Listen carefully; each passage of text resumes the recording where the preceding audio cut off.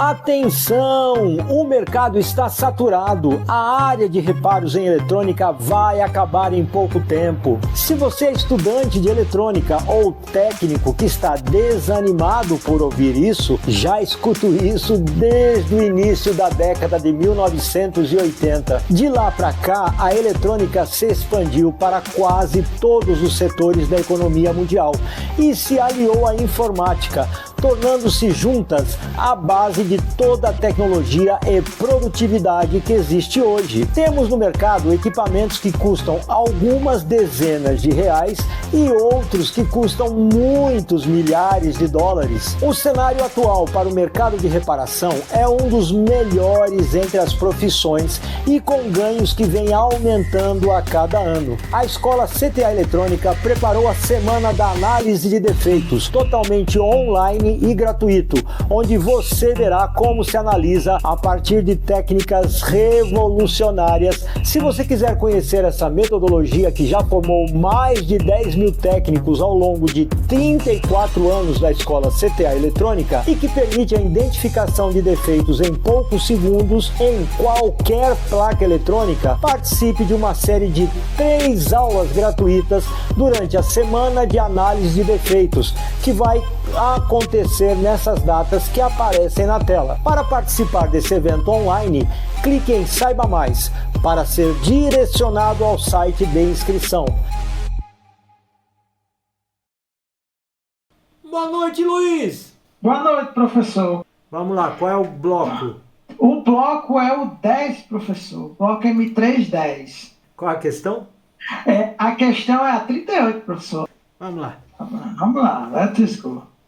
Ó, no circuito mostrado acima, caso o transistor Q3 seja colocado com pasta térmica preso ao dissipador e houver na saída de som um aquecimento excessivo, este transistor A irá queimar, B saturará, C será mais polarizado, D será menos polarizado ou E será cortado. O que você acha? Eu respondi lá errado, claro, né? Claro. Claro. Veja bem, ele está colocado no dissipador. E aí os transistores de saída estão aquecendo, certo? Uhum. E o dissipador aquece e transfere o calor para ele. O que acontece quando qualquer transistor ou qualquer semicondutor é aquecido externamente? Os elétrons começam a vibrar, os átomos começam a vibrar, e a tendência é que, se já está sendo uma X polarização, a tendência é diminuir a resistência, ou seja, aumentar sua polarização, sua condução entre coletor e emissor. Entendeu? Ele, no caso, quanto mais quente, ele diminui, vamos lá, erroneamente, não sei, a resistência entre emissor e coletor. Exatamente. E quanto mais frio, ele aumenta a resistência, professor? É que, na verdade, você está considerando temperatura ambiente. Aí você polariza para controlar a corrente. Esses aqui ainda não estão aquecidos. Então, ele está na polarização normal. Normal o quê? Um valor X aí, 1K, aqui vai ter que dar 30 volts, vai dar 15, 0,6 em cima dele. Ele vai ficar aí com um valor de resistência interna de uns 100 ohms, mais ou menos. Tá? Só porque ele está polarizado aqui, então ele vai ficar com uma resistência interna de 100 ohms. Mas quando isso aqui, aí você ajustou para isso, né? Para dar uma certa polarização aqui. Se isso aqui começar a aumentar muito o calor para o dissipador, a tendência é aquecê-lo. E aí, ó, ele vai diminuir levemente a resistência. Diminuindo levemente a resistência, essa tensão tende a se aproximar dessa, ou seja, menos polarização para os transistores de saída. E aí, eu controlo esse aquecimento, entendeu? Vai menos corrente para os transistores de saída. Tipo, se eu tiver, por exemplo, aqui onde eu moro é entre quente e escaldante. Sim. O senhor entre frio e congelante. Isso. Né? Aí, se, por exemplo, esse amplificador estiver aí com o senhor, esse fenômeno vai acontecer? O que vai acontecer aqui? Se eu coloquei a corrente de repouso bem ajustada, Uhum. O dissipador tende a aquecer, sem sinal Certo. nenhum, só com a corrente de repouso ajustada. Ele Certo. tende a aquecer, mas vai aquecer pouco, porque a dissipação para o ar vai aquecer pouco. O meu ar aqui está com 23, 24 graus, legal. Só que aí onde você está, esse aqui é fundamental, porque a temperatura ambiente já está 35, 10 graus a mais. Por aí. Aí, o que vai acontecer? Ele transfere mais calor para esse transistor. E o que vai acontecer? Ele diminui um pouco a resistência e compensa isso. Tá entendendo? Olha que legal. Compensa até a temperatura ambiente também. Legal. Apesar que para a eletrônica, 24 a 35 é uma temperatura considerada normal, ambiente, né? Agora, quando passa de 40, 45 graus, a coisa aí já tá bem acima do que o circuito não suporta, mas já vai ter que fazer um bom controle aí. Vou colocar mais dissipador. Se colocar mais dissipador resolve, mesmo se eu não tiver essa corrente de repouso bem ajustada, professor, ou não? Na verdade, o dissipador, ele não está contando só corrente de repouso. Corrente de repouso vai aquecer o dissipador pouco. Mas quando ele começa, começa a potência mesmo, aí o aquecimento aumenta razoavelmente. E o dissipador tem que dar conta da potência máxima, entendeu? Mas aí você fala, com que temperatura, Mário? É claro que eles têm que projetar isso aqui para não dar problema com funcionamento em 40 graus de temperatura ambiente, entendeu? Tem locais até que passa. Tem, lá no Emirados Árabes, lá no Catar, lá não sei onde, passa de 40. Mas em geral, no mundo, quando estoura em Nova York, quando estoura a temperatura no Rio, são 40 graus. Aí chega a quanto? Professor, não chega muitas vezes chega a 40, porém a sensação é de 45. Tá, mas então, 40 graus ele tem que ser projetado para suportar. Somado o aquecimento dos transistores mais o aquecimento ambiente, tem que suportar isso na máxima potência, entendeu? Por isso que a gente fala, quando você faz um projeto, você não está... ele funciona. Funciona não, peraí. Agora nós vamos para condições máximas e mínimas. 0 grau, 40 graus, ruído, sem ruído. E vamos ver o que acontece. O nosso projeto tem que funcionar em qualquer condição. Eu tenho que provocar, vamos lá, entre aspas, todo defeito possível para fazer todo tipo de teste, digamos assim, entre aspas. Não é defeito. São condições de ruídos, climáticas, de extremo. Tem que realmente passar o teu circuito por condições climáticas extremas para ver se funciona bem mesmo. Ruído intenso, coloca um motor perto, verifica se ele vai funcionar bem ou não. O negócio tem que ser muito bem complexo, né? É bem complexo. Vamos lá. Isso aqui. Só isso? Professor, deixa eu ver aqui, viu? A 47, ela é outra figura também, mas é diferente. 47. Tá no mesmo bloco. Tá. Então, pode Professor, falar. vamos lá. No amplificador acima, onde temos uma saída de potência em classe AB, caso a tensão de meio VCC suba, a polarização do transistor Q5 tenderá a... Q5. Q5. Aqui vai subir, ó. Vai subir. Tenderá a aumentar. B, diminuir. A polarização, né? O nome, não é a tensão. Tensão é polarização. A polarização. Caso o meio VCC suba. Aí é A, aumentar. B, diminuir. C, manter-se. D, cortar. Ou E, saturar. O que você acha? Eu acho que se a tensão VCC subir,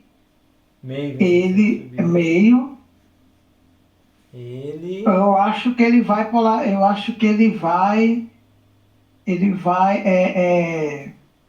aumentar a polarização. Se aqui subir, aqui também vai subir. Subiu no emissor, você acha que vai ter mais corrente pelo diodo? Não. Então vai ser menos polarizado. Menos polarizado. Cortar, não vai cortar por quê? Se a tensão aqui sobe, ele polariza menos, tende a não subir tanto, só sobe um tiquinho. Entendeu? Por isso que vai diminuir a polarização do dito cujo carcará sanguinolento. Entendeu? Professor, sempre que me fizer essa pergunta, eu vou sempre observar se a base, sempre a base. Se tiver no emissor, por exemplo, se aumentar aí o VCC e for para o emissor, não tem como ele aumentar porque a base está em outra situação. É assim? A base ela tem uma polarização estável, fixa. Certo. Se eu aumento um pouco, mas claro, quando aqui o trânsito está polarizado, é claro que ela está um pouquinho abaixo. Por quê? Porque a corrente também circula para cá, forma um circuitinho paralelo, então vai cair um pouquinho em relação ao normal. Mas quando aqui sobe, vai tender a polarizar menos. Entendeu? Porque ele vai encontrar, quando ele vai subir, ele vai encontrar resistência no diodo do transistor, né? Assim? Exatamente. Subiu, que vai polarizar. Menos corrente vai vir para cá. Legal. Pode mandar. Deixa eu ver. Ótimo. Professor, agora a 49. Aí eu vou só ditar para o senhor a mesma coisa. Tá. Mesma figura. No amplificador acima, onde temos uma saída de potência em classe AB, o objetivo de R2 e C2 será A. Filtrar ruídos. R2 R8 e C2, eu errei. R8. R8 e C2. A. Filtrar ruídos, cortar frequências acima de 20 kHz, atenuar parcialmente o sinal que vem da saída de som, cortar frequências abaixo de 100 Hz, cortar frequências em torno de 5 kHz. Você sabe qual é? Deixa eu ver aqui. Não, filtrar ruído não é não. Você sabe o funcionamento disso aqui qual é? Não, né? Não. Você lembra que eu falei que se a tensão aqui subir, aqui também vai subir e vai polarizar menos o transistor? Caramba, se acontece isso, quando entrar o áudio, a tendência é a realimentação negativa tirar a amplificação. Que quer ver? Ó? Vamos dizer que sobe. Polarizou mais. Tende a cair. Sobe. Polariza mais. Sobe. Peraí, mas se subir, aqui como sobe bem mais que aqui, como sobe bem mais que aqui, a tendência é cortar o transistor, não é? Isso. Então ia tirar a amplificação de potência. Não ia deixar amplificar. Ou ia amplificar pouquíssimo. Mas o que acontece? Como aqui tem uma tensão média, 3 volts e alguma coisinha, esse capacitor está carregado. E olha só, um valor baixo em relação a esse. Então quando há uma grande variação positiva aqui, esse capacitor não vai deixar essa tensão subir muito, porque ele está armazenando uma tensão aqui. Entendeu? E aí permite que o transistor seja bem polarizado e fica positivo. O mesmo ocorre quando o semiseco aqui cai, polariza menos, sobe um pouco, aqui polariza mais, sobe bem. Cai, sobe, polariza menos, cai, e aqui cai bastante também. Só que se cai bastante também, o capacitor não deixa cair bastante. Cai só um pouquinho. Porque ele usa a carga que está armazenada. Exatamente. Então, tudo que é frequência abaixo, ele não vai deixar amplificar frequências abaixo de 100 Hz, mas acima ele deixa. Por quê? Porque variações acima de 100 Hz são rápidas e aí ele vai diminuir aqui a variação, praticamente não tem variação. Mas quando está abaixo de 100 Hz, consegue fazer variar bem aqui. E aí controla o meio VCC bem controlado. Mas esse circuito só atuará abaixo de 100 Hz, entendeu? Que ele vai, não é que vai deixar, é que aqui, abaixo de 100 Hz, qualquer variação que tem aqui começa a fazer uma grande diferença. É como se fosse assim, ó. Acima de 100 Hz, vamos dizer aqui, ó, 100 Hz ou acima de 100 Hz, a amplitude seria isso do amplificador. Mas se ficar abaixo de 100 Hz, eu vou perder a amplitude. Por quê? Porque o amplificador, esse circuito aqui já não vai mais conseguir fazer, ele vai começar a cortar o ganho. Ou seja, ó, está variando lentamente para o positivo. Então consegue carregar o capacitor e aparece uma boa variação aqui. E aí esse positivo aqui é maior que esse, começa a diminuir a polarização. Então abaixo de 100 Hz perde o ganho do amplificador. Entendeu? Porque ele é feito para estabilizar a corrente de repouso, as tensões normais para dar o meio VCC. Então ele só vai atuar ou fazer... Repete aí aquela questão que é abaixo de 100 Hz. Cortar frequências abaixo de 100 Hz. Isso, exatamente. Ele vai cortar as variações da saída abaixo de 100 Hz. Ele corta, não, ele atenua bem, entendeu? Atenua, não é que corta, atenua bem. Beleza? Vamos lá, agora o bloco M312. M312, pode falar. É o 5, professor. 5? A gente na 5. Que figura que é? A figura 8, professor. Apostila, aula 3, apostila M3. Figura 8. Tá, figura 8. Pronto, professor. Tá aqui, isso aqui não vai dar para copiar para fora, vai ter que analisar. Não, não tem problema não. Para ser rápido, senão... Eu vou ler o sim, eu vou ler o seu. Pode falar. No circuito da figura 8, independente da posição do cursor de P1, A entre base e emissor de Q3 não muda. Quem muda é a circulante por essa junção. Aí tem as questões. Aliás, as alternativas. A, corrente e tensão. B, tensão corrente. C, tensão resistência. D, corrente e resistência. E, resistência e tensão. Tá. Então volta na pergunta que eu não sei onde estão os espaços. Fala de novo, pronto, devagar. Os espaços estão em... independente da posição do cursor de P1, A, espaço. A, espaço. Aí, entre base e emissor de Q3 não muda. Ah, então não muda. Então independente a tensão. Quer dizer, vai ter que ser sempre 0,6. Certo. Aí, quem muda é A. Aí, espaço. Circulante por essa junção. Isso, quando você muda aqui, o 0,6 não muda, mas a corrente altera. Se você leva mais para cima, continua 0,6 de tensão, mas a corrente vai ser maior. Se eu levo para baixo, continua 0,6 de polarização, mas aí a corrente é menor. Entendeu? Então é tensão, corrente. Tensão e corrente. Isso. Certo. Professor, se eu olhar um circuito desse, como é que eu vou saber identificar, digamos assim, que é tensão e que é corrente? Que vai aumentar a tensão e que vai aumentar, ou a corrente? Nesse caso aí, o professor explica. É tudo uma questão de lógica, quer ver? Ó, vou colocar aqui, peraí. Veja aí na sua horário, eu estou vendo por aqui. Tá, tudo é uma questão de lógica, olha só. Certo.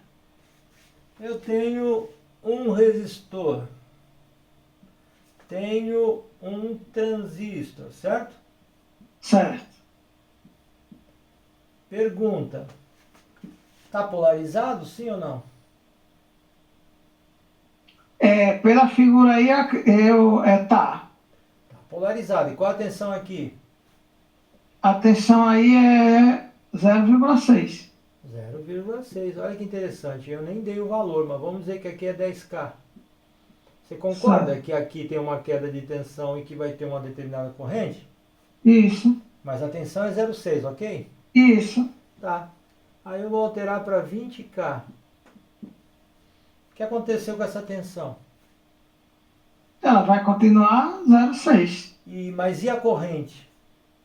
A corrente vai ficar mais escassa. Vai diminuir. Porque aumentou a resistência. Tá vendo? Você já me respondeu. Ah, mas quando é que eu sei tensão, corrente? Ah, tá aí. Tá vendo? Coloquei aqui 100K. Ué, continua 0,6. Mas agora a corrente está bem menor. E isso vai implicar em quê? Uma variação da tensão de coletor. Vai subir a tensão de coletor, né? Uhum. Porque a resistência vai tipo aumentar. Ele vai saturar, só que ele não vai chegar a saturar, mas vai aumentar a resistência. Não. Se aumenta a resistência do transistor, ele corta, ele vai tendendo Sim. a cortar. Aqui, ó, mesma coisa aqui. Se eu tenho 100K e o Zener é de 4,7 volts, a tendência, apesar que no Zener varia bem, mas vamos dizer que é 4,7. Certo. Entendeu? Se Isso. eu colocar 10K, o que acontece aqui? A tensão é 4,7, que o diodo trava. Isso. Mas o que aconteceu com a corrente em relação ao anterior? Aí ela aumentou. Então, Porque a resistência diminuiu. sim, você já está me respondendo a pergunta que você fez. Como é que eu sei tensão, corrente? Tá vendo? É só o caso de ver de outro jeito, né, professor? Que a gente resolve de jeito. O que mais? Sim, essa 46. Essa o quê? Não, essa que eu digo no mesmo bloco. M3... M3, 12, 46. Tá. Vamos lá. Desculpa, O que está professor. acontecendo? Aqui ele não diz nada. Não funciona, nada aquece. Ah, nada não aquece. Nada aquece, não funciona. Tá. Tensão no ponto B. No B é 0. Opa! 0? Não Certo. aquece? Não. É porque esse aqui está muito polarizado ou esse aqui está pouco polarizado? Ou cortado? Está cortado. Aqui um cortado. Então você segue para saber o que acontece na polarização. C. No C é 0 também. 0. Não tem polarização. Aí esse transistor aqui, vamos ver como é que está. Tensão no ponto G. 6 volts. 6 volts. 6 volts e 6 volts está cortado. Legal. Aí nós vamos para esse transistor. Tensão no ponto I. No ponto I é 0, professor. Ixi, 0 volts. Não tem polarização, não tem polarização, não tem polarização. Aí, peraí, 0? Da onde que vem a polarização daqui? Vem depois desse R10 aí. R9, R10. Tensão no ponto K. No K tem 6. E no K tem 6. Tensão é a mesma daqui, não chega a nada aqui. Logo, R10 está aberto. R10 está aberto. Perfeito. Eu queria fazer isso com as TV. Mas com as TV. É bom demais. Uma hora vai acontecer, né? Eu espero que sim. Sim, mas você espero que... É que você não sabe o potencial que você tem, cara. Acabou de me perguntar, mas essa tensão e essa corrente... Peraí, deixa eu mostrar um circuito.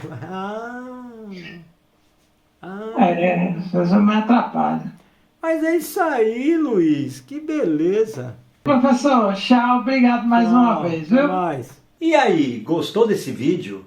Sabia que leva de 10 a 15 anos para um estudante aplicado se tornar um especialista em análise de defeitos e projetos? E daqueles que começam a estudar, poucos conseguem chegar lá. Isso se deve ao ensino convencional de eletrônica, que é voltada a cálculos mentais complexos e sem nenhuma preparação para análise de defeitos. Estudando na CTA, você poderá obter a condição de especialista entre 8 a 16 meses, a partir de um treinamento intensivo com uma lógica simples e objetiva aplicada à eletrônica. E especificamente nesta aula você acompanhou e pôde notar que nossos estudantes trabalham com a ferramenta PBL, Problem Based Learning, ou aprendizado baseado em problemas ou defeitos, o que aumenta consideravelmente o interesse e resultado dos envolvidos. E a CTA foi a primeira no mundo a introduzir essa técnica na área de eletrônica já em 1985. Você deve ter notado que essas aulas de reforço são baseadas nos exercícios dos blocos, onde há milhares de questionamentos que configuram a ferramenta RBL, Repetition Based Learning, ou aprendizado baseado em repetição, que lhe garante aproveitamento médio de 95%. Esta ferramenta de retenção das informações foi introduzida no ano de 2002 e até hoje somos a única escola a aplicar o sistema. Além de diferenciais tão grandes, a CTA direciona seus estudantes para o mercado de trabalho através dos rankings de módulos, quando enviam as questões respondidas dos blocos, ou no ranking geral, quando fazem as avaliações finais de cada módulo. Desta forma, centenas de empresas ficam monitorando seus possíveis colaboradores, tornando o ranking da Escola CTA Eletrônica o maior portal de empregos da área. Mas caso o nosso estudante esteja longe dos maiores centros, onde essas grandes empresas estão, ainda terá o programa Change to Success, onde a CTA intermedia o contato do estudante de grande performance que está em uma cidade pequena com uma empresa localizada em grandes centros. E se você já é empreendedor, os rankings te abrem novas perspectivas de negócios e parcerias, o que pode ampliar ainda mais sua área de atuação e promover ganhos ainda maiores. E já pensou estar preparado e ser um dos melhores nas Olimpíadas de Análise de Defeitos que ocorrem de 6 em 6 meses? Enfim, a CTA Eletrônica possui um ensino único no mundo e acessível a você em língua portuguesa. Então não perca mais tempo. Vem para a CTA Eletrônica, o ensino definitivo.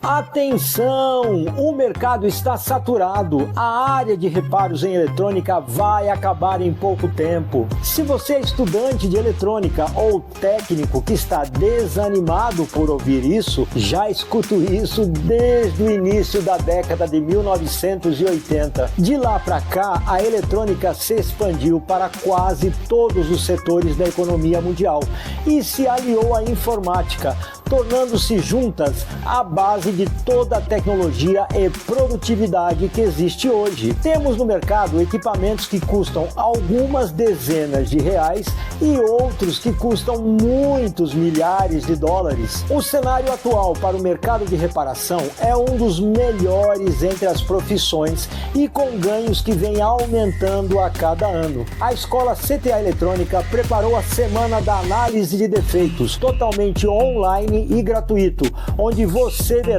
como se analisa a partir de técnicas revolucionárias. Se você quiser conhecer essa metodologia que já formou mais de 10 mil técnicos ao longo de 34 anos da Escola CTA Eletrônica e que permite a identificação de defeitos em poucos segundos em qualquer placa eletrônica, participe de uma série de 3 aulas gratuitas durante a Semana de Análise de Defeitos, que vai acontecer nessas datas que aparecem na tela. Para participar desse evento online, clique em Saiba Mais para ser direcionado ao site de inscrição.